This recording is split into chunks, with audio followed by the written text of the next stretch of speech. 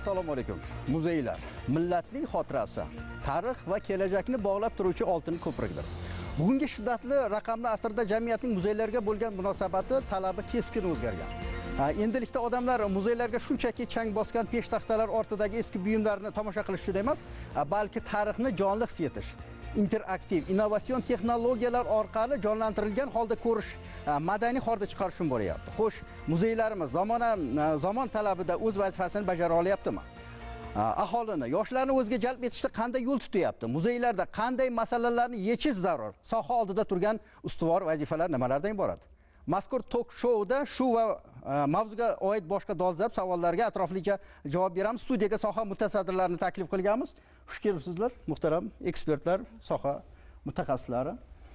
Mana ko'rsatuvimiz avvalda aytib o'tdik, muzeylar masalasida albatta hozir butunlay bir yondashuv o'zgargan.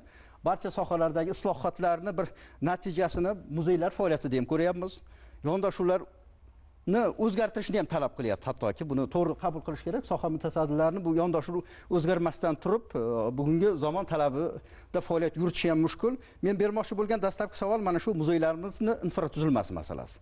Ko'p fikrlar aytiladi, mana shu infratuzilmada o'ziga xos bir yondashuvni o'zgartirish kerak. O'sha skladlarda turgan o'sha eksponatlar, kolleksiyalarni olib chiqish kerak degan bir fikrlar ham aytilyapti-da. Vaziyat qanday? Bu haqda qanday bir ma'lumot bersak bo'ladi? Umuman yondashuv qanday bo'lyapti muzeylar faoliyatida bugungi kunda? Marhamat. Endi muzeylar ilmiy ma'rifiy maskan bo'lish bilan birgalikda tashrifchilar tomonidan sokin maskan sifatida qabul qilib kelingan bugungi kungacha. Lekin mana bugungi kunda shu qarashni tubdan o'zgartirishga to'g'ri kelyapti va o'zgartirilyapti. Maqsadimiz muzeylarga imkon qadar yoshlarni keng jalb qilish bo'lgandan keyin shundan kelib chiqib, shu yoshlarni talab ehtiyojidan kelib chiqib, yoshlarni dunyo qarashidan kelib chiqib, qabul qilish imkoniyatlaridan kelib chiqib, mana shu yondashuvda muzeylarni rivojlantirishimiz kerak bo'lyapti, takomillashtirishimiz kerak bo'lyapti. Bugungi kunda baralla ayta olamizki, buni uddasidan ancha chiqib kelyapmiz. Chunki rekonstruksiya qilingan, umuman bir so'z bilan aytganda modernizatsiya qilingan muzeylarimizni misolida tashrifchilarning sonini oshganini biz kuzatishimiz mumkin. O'rol Tansiqboyev uy muzeyi, Andijondagi madaniyat tarix muzeyimizning filiallari, Buxoro davlat muzey qo'riqxonasini filiallaridagi o'tkazilgan ta'mirlash, tiklash ishlari, kapital ta'mir ishlari, O'zbekiston tarixi davlat muzeyi, Timuriylar tarixi davlat muzeylarida olib borilayotgan katta modernizatsiya ishlari natijasida mana tashrifchilarning oqimi kengayayotganini ko'rsak bo'ladi. Bunda o'sha zamonaviy texnologiyalardan keng foydalangan holda modernizatsiya qilindi mana shu muzeylar. Muhtaram ishtirokchilar, biz to'laqonli haqli ravishda faxrlanamiz. 3000 yillik davlatchilik tarixga egamiz. Muzeylarda namoyish qiladigan eksponatlar, kolleksiyalar menimcha million dona bo'lsa kerak. Bu cheki bilmayman soni qanchaligini, balki muloqotimiz davomida aytarsiz. Juda ko'p-da. Faxrlanishga arziydigan narsalar ko'p, ko'rsatadigan narsalarimiz ko'p-da. Qay darajada ko'rsata olyapmiz? Eski eksponatlarni, masalan, eski o'sha peshtaxtaga, o'sha vitrinlarga qo'yib namoyish qiladigan zamon o'tdi-da hozir. Bugungi jamiyatda yashayotgan fuqarolarning talabi mutlaqo boshqacha-da. Shu talabga qay darajada moslashyapmiz va kun tartibida nima turibdi? Marhamat. Endi Dilovar aytib o'tgandek, tomoshabinlarimizni 7 yoshdan 70 yoshgacha har bittasini ko'nglini olish yoki har bittasiga tarixni to'g'ri tushuntirib berish bu ham murakkab vazifa. Bu birinchi navbatda. Ikkinchi navbatda davlatimiz rahbarining buyruqlari bilan ko'pgina muzeylarimizda rekonstruksiya, reinnovatsiya qilish jarayonlari davom etyapti. Hozirgi kunda O'zbekiston tarixi davlat muzeyining asosiy binosi ham xuddi shu tizimli asosda renovatsiyadan o'tyapti, ekspozitsiyasi yengillanyapti va o'sha tomoshabinlarga o'sha 7 yoshdan 70 yoshgacha kelayotgan tomoshabinimizning har bittasiga munosabat bildirish. Qaysi ma'noda? Misol uchun zamonaviy raqamlashtirish deymiz yoki qo'shimcha ravishda interfaol metodlar deymiz yoki undan tashqari o'sha internet orqali, Instagram orqali, Facebook orqali, Telegram orqali ta'sir qilish jarayonlari hammasini o'ylab ko'ryapmiz va qo'shimcha tadbirlar ham kirgizamiz. Siz aytib o'tgan o'sha asorat-iqalarimizni masalan like bosish orqali ularni qadrini ko'tarib berish yoki har bitta eksponatni o'zini tarixini ko'rsatib berish. Siz aytgan 3000 yillik tarixni oladigan bo'lsak, bu faqatgina davlatchiligimiz tarixi, lekin O'zbekiston hududini o'sha insoniyat yashay boshlagan davrdan boshlab oladigan bo'lsa, u yerda million yildan oshiq davrni o'z ichiga oladi. Va eng qiziqarlisi, O'zbekiston tarixida shunaqa hududlar bor va O'zbekiston hududida shunaqa arxeologik obyektlar borki, ularning yoshi 400 ming yil, 500 ming yillik yoshli arxeologik obyektlarimiz bor. Ularni ham tushuntirib berishga harakat amalga oshirilyapti. Endi u yerda 3 ta jarayon ta'sir qiladi. Muzey o'zini ekspozitsiyasini yengillash degan narsa bilan muzey restavratsiyadan chiqarish degan narsa boshqa narsa. Ya'niki binoni talablari bor o'ziga yarasha va ekspozitsiyani o'zini talablari bor. Shundan kelib chiqqan holda hozirgi muzeyshunosligimizda eng avvalo o'sha tomoshabinni ga bo'ladigan qulaylikka o'ylash maqsadida amalga oshirilyapti.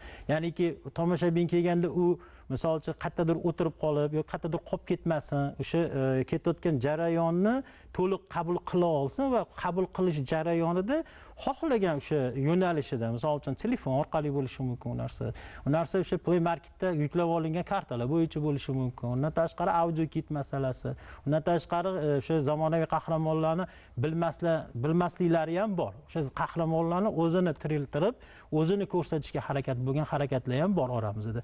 Sababiki, misol uchun men o'zim misolimda aytaman, Mirzo Ulug'bek bilan Ulug'bek ibn Tarag'ay degan shaxs, boshqa shaxs degan fikrlar ham bor. Bu noto'g'ri narsa, bu bitta shaxs. Faqatgina o'sha Tarag'ay degan tushuncha, qo'shimcha yoki Ko'ragon degan tushuncha odamlarni boshqa yo'nalishga olib ketib qo'yadi. Shundan kelib chiqqan holda uni tushuntirib berish, oddiy til bilan tushuntirib berish ham katta masalani qilyapti. Va hozirgi kunda O'zbekiston Tarixiy davlat muzeyining har bitta ekspozitsiyasi hozir yopilgunimizcha ekspozitsiya jarayonlari 9 ta etapdan iborat edi. Hozirgi kunda ularning soni 16 taga, 18 taga va 20 tagacha yetkazildi. Nimaga? Sababiki, o'sha tariximizning har bitta bo'lagini to'liq tushuntirib berish birinchi navbatda vazifa, ikkinchi navbatda vazifa har bitta davrni to'liq ekspozitsiyada eksponat yoki ashyo bilan tushuntirib berish va uchinchisi zamonaviy texnologiya bilan tushuntirib berish jarayoni ketyapti. Hozir bu eng muhim bir masala-da. Bu eksponatga masalan kolleksiyani shunday qo'yib qo'ygan bilan masalan u juda noyob bo'lishi mumkin masalan. To'g'ri. Million yillik tarixga ega bo'lishi mumkin. To'g'ri.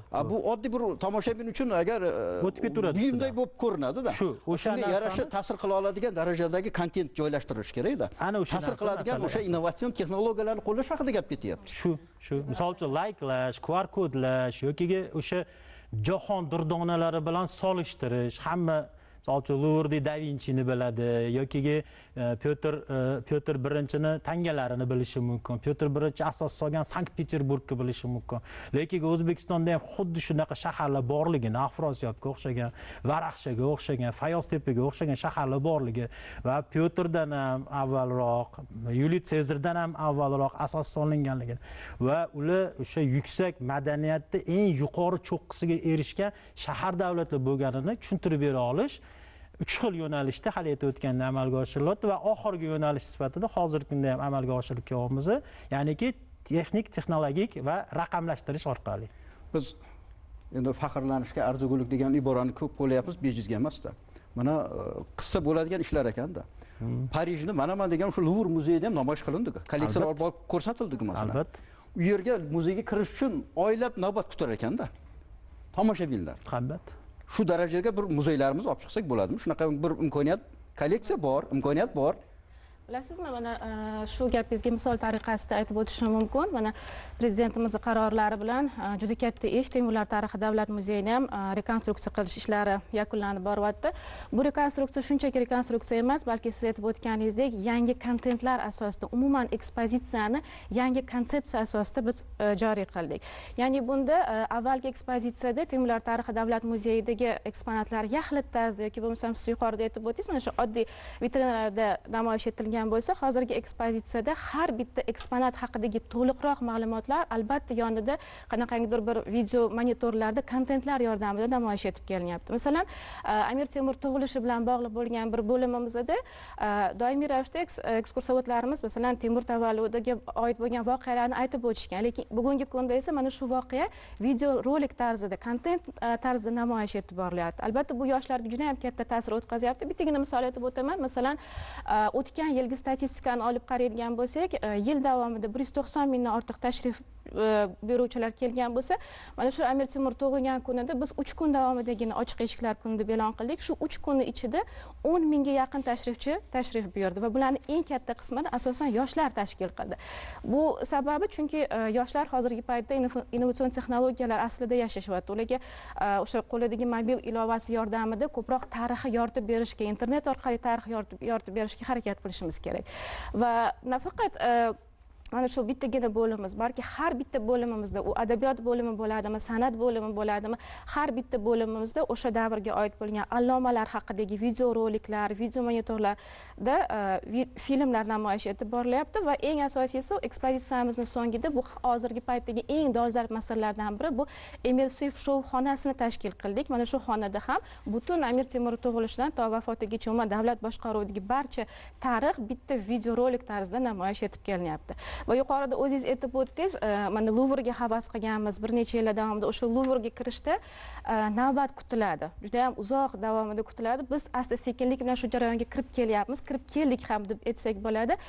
Hammaga mashhur bo'lgan Sivilizatsiya markazi muzeyi tashkil etildi. Mana shu muzeyda ham hozirgi ahamiyat beradigan bo'lsangiz, navbat shunaqangi kattaki, kunlab olinyapti biletlar, hattoki ular onlayn tarzida chiptalarni sotuvini joriy qilishdi. 1-2 kun oldin ana shu muzeyga chiptani sotib olib, keyin kirishga muvaffaq bo'lishyapti. Biz havas qilardik, ya'ni shunaqa davrlarga ham mana yetib keldi bizning muzeylar ham deb aytishimiz mumkin. Endi mana shu kutishini ham sababi shuda, qiziqish borda. Albatta. Kirgan odam bir hayratlanadi bu tariximizdan, o'sha joydan qandaydir ma'naviy oziqa oladi-da.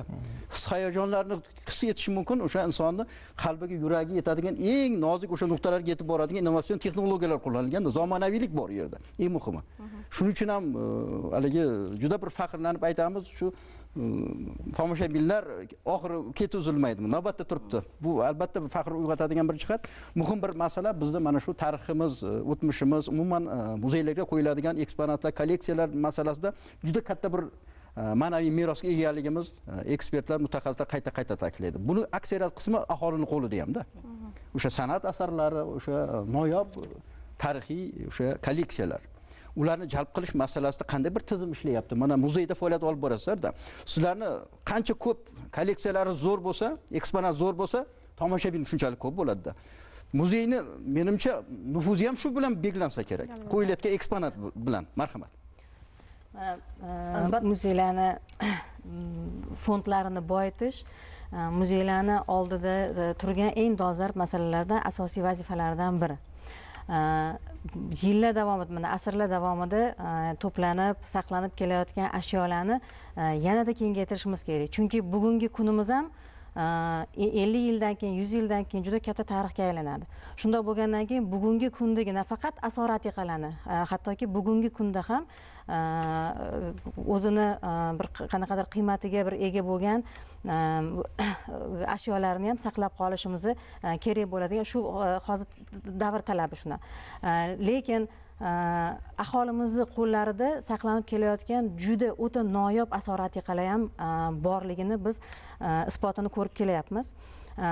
Lekin shu aholi o'sha ashyonidan qanaqa foydalanish kerak, qayerga topshirish kerak, uni qanaqa asrab avaylash kerak, o'sha avloddan avlodga yetib borish uchun nima qilish kerak aholi bilmaydi va qayerga murojaat qilishini ham ko'pchilik bilmagan. 2021-yilda prezidentimiz tomonidan 261-sonli qaror qabul qilindi. Shunda milliy merosga mening hissam aksiyasi joriy qilindi. Mana shu aksiya doirasida juda ko'plab amaliy ishlar olib borildi, ekspeditsiyalar tashkil qilindi. Boshidagi birinchi yilida haqiqatda o'sha chekka hududlarga ekspeditsiyalar tashkil qilindi. Mutaxassislarimiz borib aholi o'rtasida targ'ibot, tashviqot ishlarini olib borishdi, tushuntirish ishlari olib borishdi va shundan keyin juda ham katta miqdorda aholi tomonidan muzeylarga olib kelinadigan ashyolarning soni ko'paydi. Bundan kelib chiqib endi olib kelingan hamma ashyolar ham birdek qabul qilinadi degani emas. Uni ekspertiza qilinadi, uni tarixiy, madaniy, badiiy qiymatlari hammasi belgilanib, keyin muzey eksponati sifatida qabul qilinish mumkin bo'lgan, eksponat maqomini berish mumkin bo'lgan predmetlarni keyin sotib olish jarayonlari bo'ladi. Mana shu aksiya doirasida yillik, har yili yili respublika miqyosida 3 milliard va hududlardagi barcha har bitta davlat muzeyiga 500 million so'mdan mablag' ajratilyapti. Mana shu mablag'ni hammasi shu asori atiqalarimizni, madaniy boyliklarimizni asrab avaylash uchun o'sha aholi qo'lidan sotib olib muzeylarda saqlash va xalqqa o'ziga yana qayta namoyish etish uchun sarflanyapti. Kez kelganda buni baribir eslab o'tish kerak. Bir 8-9 yil oldingi muzeylarning ahvolini va bugungi bilan bir qiyoslab ko'rganda menimcha keskin bir farq bor. O'sha qo'yiladigan eksponatlardan tortib munosabatu tomoshabinning kelishigacha bo'lgan jarayon, moliyalashtirish jarayonigacha, shunday emasmi? To'g'ri. Bu qanday ta'sir qilyapti va o'z navbatida jiddiy bir mas'uliyat ham yuklayapti-da soha vakillariga. Davlat qo'ldan kelgan hamma moliyaviy yordamni qilyapti. Lekin shunga yarasha natija ham bo'lishini kutyapti-da. Marhamat. Albatta bugungi kunda yurtimizda amalga oshirilayotgan islohotlar ko'lami juda ham keng. Aynan muzeylar sohasida ham shunday islohotlar amalga oshirilyaptiki, nafaqat keksa avlod, o'rta avlod, balki yosh, mana bu Z avlod ham muzeylarga o'zidan kirishib boryapti. Ular aynan muzeylarga qanday kirib kelyapti? 10 yil oldin siz aytmoqchi, biz yoshimizdagi yoki maktab o'quvchilariga shunday o'rgatilganki, muzey so'zi yunonchadan olingan, muzeylarga bag'ishlangan joy, muzeylarga borish uchun shunday bo'lish kerak, ochiq darslar o'tish kerak deyilgan. Hozirgi Z avlod vakillari esa mustaqil ravishda onlayn telefondan kiryaptilarda, mana shu qayerda qanday muzeylar bor. Masalan, yoshlar qiziqishi har xil bo'ladi. Kimdir o'sha joyni tabiatiga qiziqsa, kimdir tarixiga qiziqadi yoki kimdir kosmonavtlarga qiziqadi. Shu asnosida mana shunday kirib o'rganyapti-da, muzeylarimiz tuzilishiga ko'ra, ixtisoslashuviga ko'ra necha xil turlarga bo'linishini o'rganib kelyapti. Hatto muzeyga kelganda muzey xodimlariga savollar bilan murojaat qilyapti-da. Mana shunday yoshlarning bir fikrini eshitib qoldim. Men o'zim savol berdim. Muzeylarimiz tuzilishiga ko'ra necha xil muzeylarga bo'linar ekan desam, ular aytayapti, muzeylar tuzilishiga ko'ra virtual muzeylarga bo'ladi, onlayn muzeylarga bo'linadi yoki borib ko'radigan muzeylarga bo'linadi. Ixtisoslashuviga ko'ra-chi desam, tarix muzeylari, o'lkashunoslik muzeylari, madaniyat muzeylari, uy muzeylari hamda memorial muzeylari biron bir san'at sohasidagi fidoyilarga qo'yilgan yoki bo'lmasa mana har bir sohaga alohida e'tibor berilyapti deb ketdik. Masalan, doktorlar muzeylari ochilyapti, quruvchilar muzeylari ochilyapti, harbiylar muzeylari, ichki ishlar xodimlari, prokuratura xodimlari muzeylari ochilyapti deb bemalol shu yoshlarimiz ayta olyapti. Demak, bugungi kunda biz muzeylarni rivojlantirish bo'yicha ham aynan 3-bosqichda, zamonaviy bosqichda ketayotganligimizni yoshlar misolida ham ko'rishimiz mumkin. Mana shu muzeylarni 3-bosqichi raqamli texnologiyalar qo'llanib, shu muzeylar haqidagi kontentlar ko'payyapti. Albatta. Kolleksiyalar, eksponatlarni targ'ib qilish bu vositaning eng bir ta'sirchan usuli menimcha. Bu dunyoga tarqayapti. Chet elliklarni, xorijlik turistlarni jalb qilishda ham menimcha juda ahamiyatli bo'lsa kerak. O'sha kolleksiyani ko'rish uchun xorijga mana million xorijliklar kelyapti. O'sha muzeyga tashrif buyurishga intiladi. Albatta, biz avvallari chet davlatga borsak, birinchi bo'lib muzeylarga borib, tashrifni muzeylardan boshlaganmizda, ayni damda bizni O'zbekistonimizga tashrif buyurgan xorijiy tashrifchilar ham birinchi bo'lib yo'l lokatsiyalarini muzeylarimizdan boshlayapti. Chunki muzeylarimiz haqidagi ma'lumotlarni ular virtual tarzda olib, kerak bo'lsa bizni saqlanayotgan ashyolarimiz haqidagi ma'lumotlarni o'rganib kelishyapti va qiziqish bildirib do'styorlarni chaqirib mana shu muzeyga kelyapti. Hamda ular eng quvonarli holat, ular mana shu muzeylarimizda saqlanayotgan asori atiqalarimizda ilmiy ish qilishni va bularni o'rganishni niyat qilib, maqsad qilib kelayotganligi bugungi kunda muzeyshunoslarimizning eng katta yutug'i hamdir. Biz muzeylar haqida so'z yuritganimizda muhim bir masala bu, ayniqsa bu ekspertlar, mutaxassislar bu hafta juda ko'p fikrlarni, mushohadalarni aytadi. Mana shu restavratsiya masalasi. Muzeyda qo'yilgan o'sha kolleksiya eksponatlarni aksariyat qismi hammasi menimcha 1% qo'yiladi namoyishga, tomoshabinlarga. Maydon kamda. Hammada ham. Endi bu ham alohida bir masala, buni ko'paytirish masalasi, namoyish qilish masalasi va restavratsiya masalasi. Bu noyob ashyolar borda, kolleksiyalar bor. Ularni shu oddiy mutaxassis menimcha uni restavratsiya qila olmasa kerak. Yo'q. Mutaxassislar mana chet eldan jalb qilinyapti. Adashmasam Fransiyadan mutaxassislar jalb qilyapmiz hozir. Dunyo standartidagi o'sha restavratsiya xizmatlari tashkil qilinyapti, shunday emasmi? Shunaqa. Batafsil ma'lumot bersak, marhamat. albatta bugungi kunda har bir sohadagi kamchilik muammo sifatida bizani sohada ham mana madaniy meros muzeylar sohasida ham kadrlar yetishmasligi aynan malakali kadrlarni yetishmasligi muammosi bor lekin mana shu muammoni bartaraf etish maqsadida kerak bo'lsa o'sha xorijdan mutaxassislarni jalb qilish o'zimizni mutaxassislarni xorijga o'sha seminar trening bo'ladimi konferensiya bo'ladimi malaka oshirish kurslari bo'ladimi mana shu tadbirlarga jalb qilib yuborish holatlari mana shu jarayon bilan amaliyot bilan biz shu bo'shlig'i to'ldirishga harakat qilyapmiz. Fransiyadan tashrif buyurgan o'sha jalb qilingan mutaxassislar restavrator mutaxassislarning ishtirokida bir necha marta malaka oshirish kurslari tashkil qilindi. Mana yaqin kunlarda ham mana shu jarayonni amaliyotda shu davomi sifatida yana bir guruh amaliyotchilarni shu restavratorlarni jalb qilinganki shu malaka oshirish kursi o'tkaziladi shu seminar trening sifatida. Endi bundan biz faxrlanib ayta olamizki o'sha Fransiya mutaxassislarini berayotgan bilimini o'zida o'sha qabul qila oladigan shu jarayonga kirishib keta oladigan iqtidorli mutaxassislarimiz yoshlarimiz borligidan biz xursand bo'lamiz chunki bu narsa shu malaka oshirish kurslarida o'zini natijasini berib kelyapti. Bu mana bir yil davomida ayta olamizki restavratsiya qilingan ashyolarimizni soni boshqa yillarga nisbatan ancha ko'p. 200 dan ortiq muzey ashyolari shu mutaxassislar shu fransiyalik mutaxassislar tomonidan o'zimizni O'zbekiston mutaxassislarini birgalikda ular ko'ryapsizmi ta'mirlab beryapti bizni ashyolarimizni va parallel ravishda shu mutaxassislarimiz ularga qarash jarayonida ular malakasini oshiryapti. Mana shunaqa birgalikda hamkorlikda qilinayotgan loyihalarimiz juda ham ko'p. Bu restavratsiya qilinish jarayonida juda ham ko'plab muammolarga duch kelinganda o'sha yechimini qanaqa topishimiz kerak, qaysi yo'nalishda to'g'ri ish olib borishimiz kerak. Mana shu bo'yicha ham juda yoshlarimiz tomonidan aniq faktlar asosida takliflar ham berilib kelyapti. Bu albatta bizni quvontiradi. Biz yuqorida mana shu mamlakatimizdagi o'sha muzeylar haqida so'z yurityapmiz. O'z navbatida 4000 dan ortiq, minglab o'sha arxeologik obyektlarimiz ham bor-da. Ochiq osmon ostidagi muzeyga aylantirish ham bir strategik maqsad sifatida qo'yildi sohada. Bu jarayon kechyaptimi? Ahvol qanday bu masalada? Endi juda ko'pchilikni qiziqtiradigan narsa-da. Mana shu shaharda masalan shahar bo'lgan masalan mana shu joyda mana shu necha ming yillik davlatchilikni muhim bir tamaddun markazi bo'lgan degan bir iboralarni qo'llasak masalan har qanday sayyohni xorijliklarni ayniqsa juda bir qiziqishda endi borib ko'z bilan ko'rsa shu ochiq osmon muzeylar haqida gaplashsak bu jarayon qanday ketyapti yondashuv qanday bu masalada juda ham o'rinli savol bo'ldi. Bizda madaniy meros agentligi tizimida albatta muzeyshunoslarimizdan tashqari yuqori malakali arxeologlarimiz badiiy ekspertiza bo'limi mutaxassislari faoliyat yuritadilar. Aynan muzeylarimizni eksponatlar bilan yildan yilga boyib borishi ham mana shu arxeologlarimiz tomonidan olib borilayotgan ilmiy tadqiqot natijasida desak ham mubolag'a bo'lmaydi.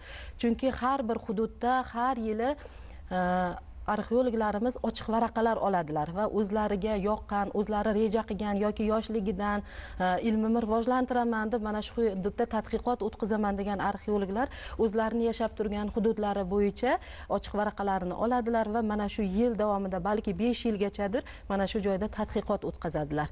Aynan Toshkent viloyati misolida aytadigan bo'lsam, yagona bo'lgan ochiq osmon ostida muzey bor. Aynan bu muzeyimiz shosh va iloh tarixi bilan bog'liq bo'lgan karvonsaroy bo'lgan joyda ilmiy tadqiqotlar o'tkazilgan. 2016-yildan 2021-yilga qadar o'tkazilgan ilmiy tadqiqotlar natijasida mana shu hududda nafaqat diqqatga sazovor obyektimiz Shodmalik ota ziyoratgohi, balki mana shu yerda karvonsaroy bo'lgani 7-8 ming yilliklar 7-8 asrlarga oid mana shu yerda insonlarni tarixi bilan bog'liq, madaniyati bilan bog'liq yotqiziqlar topilgan. Va bu yerni yuqori qismidan ko'radigan bo'lsangiz, mehmonxona, bugungi zamonaviy mehmonxonalarimizni ko'rinishida har bir xonalar alohida bo'lib, u yerda tahorat xonalari, yuvinish xonalari hamda ulovlarini boylash uchun joylari ochilganligi hamda o'tgan yillar mobaynida o'tkazilgan arxeologlarimiz tomonidan topilgan shunday joyni ko'rdikki, bitta sham bilan isitilgan hammomlarning borligi. asrgacha saqlanib qolganligini guvohi bo'ldik va u yerda o'tkazilgan tadqiqotlar natijasida 3000 ga yaqin asori atiqalar topildi. Ular davlat muzeylariga, hududiy muzeylarga berildi. Bugungi kunda mahalliy va xorijiy tashrifchilar kelib, ko'rib, o'rganishlari mumkin. Hamda mana shu yerda viloyat hokimligi tashabbusi bilan hamda agentligimiz tashabbusi bilan ustlarini o'ralgan holda 3D panjaralar qo'ygan holda ochiq osmon ostidagi muzeyga aylantirildi. Bizga tashrif buyurdi. O'xshash muzeylarni juda ko'p qilish mumkin. Albatta, juda ham ko'p. Men yaqinroq bilan Toshkent viloyati hududida. Yer ostida yotdi-da. Mana arxeologlar ko'p gapiradi, olimlar ko'p gapiriladi. Shuni ochiq osmon ostidagi muzeyga aylantirishimiz kerak deydi. Endi to'g'ri, juda katta bir mablag' xarajat bilan bog'liq. Lekin sohadagi mana shu islohotlar negizida, mohiyatida mana chet el tajribasini olaylik, xorijiy davlatlar tajribasini. O'zini-o'zi muzeylar moliyalashtiryapti-ku. Shu harakatda-ku, masalan. Qay darajada harakat ketyapti bu masalada? Mablag' bilan bog'liq ko'p narsa. Marhamat. Yuqorida Dilobor opa aytib o'tdilar, 2022-yilda aynan muzeylarda qaror chiqqan edi. O'sha qarorda 261-qarorda aynan muzeylar o'zini o'zi moliyalashtirish nazarda tutilgan. Ya'ni bu nima? Muzeylarda maxsus do'konlarni ochish yoki bo'lmasam kafelarni tashkil qilish, mana shu orqali mablag'ni joriy qilish uchun. Masalan, bitta muzeyni oladigan bo'lsak, u yerdagi minglab ashyolar saqlanadi. Kelgan tashrifchi muzeyga kirgandan keyin biror bir narsani o'ziga esdalik sifatida sotib olishni xohlaydi. Masalan, hammamiz chet elga borganimizda albatta o'sha muzeyga oid bo'lgan biror bir kichkinagina suvenirni sotib olamiz. Hamma biladi, masalan, Eiffel minorasini kichkina breloklari sotiladi. Ya'ni bizning muzeylarimizda ham hozirgi paytda mana shu muzeylarda do'konlarni tashkil etib, o'sha muzeyda saqlanayotgan ashyolarni, kichkinagina mulyajlarni yasab, esdalik sifatida qanaqangidir bir breloklarni, umuman har xil eksponatlarni, nusxalarini yasab, sotuvini yo'lga qo'yish masalasi ko'ndalang qo'yilgan ana shu qarorda. Yoki bo'lmasa, biz aytishimiz mumkin, muzeylar faqatgina madaniyat maskani emas, balki ilmiy tadqiqot maskani ham hisoblanadi. U yerda faoliyat olib borayotgan olimlar deyarli har yili 10 ga yaqin o'zlarining kitoblarini nashr qildirishadi. Mana shu kitoblarni ham sotuvini yo'lga qo'yish mumkin. Bemalol. Mana shu ham tariximizni bu orada targ'ib qila olamiz, ham muzeylarga pul tushish, ya'ni o'zini o'zi moliyalashtirish masalalari ham shu orqali yechimini topishi mumkinligini ko'rishimiz mumkin. Bu o'z navbatida turizm obyektiga aylanishi mumkin. Albatta. Xorijliklar, ayniqsa o'sha sivilizatsiya tamaddun markazi deb aytyapmiz, faxrlayapmiz. Shu narsani ko'rsatib beradigan o'sha kolleksiyalarni, eksponatlarni targ'ib qiladigan bo'lsak, ijtimoiy tarmoqlar orqali, masalan, innovatsion texnologiya, zamonaviy texnologiyalar orqali-da. Albatta o'shani ko'rish uchun keladi-da. O'sha haqda chiqarilgan, masalan, oddiygina suvenir deymiz, uni xarid qiladi esdalik uchun, marhamat.